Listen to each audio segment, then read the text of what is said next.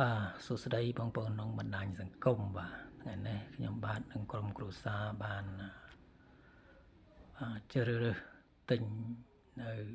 សម្ភារៈផ្ទះបាយដូចជាគ្រឿងទេសបាទ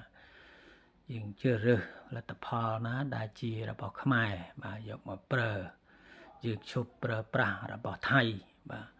អញ្ចឹងយើងគ្រប់គ្រងនៅគេហៅថាផលិតផលរបស់ខ្មែរយើងដើម្បីឲ្យខ្មែរយើង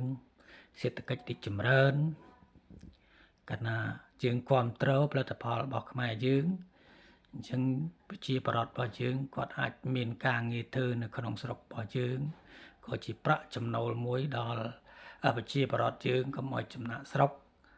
ហើយក៏ជា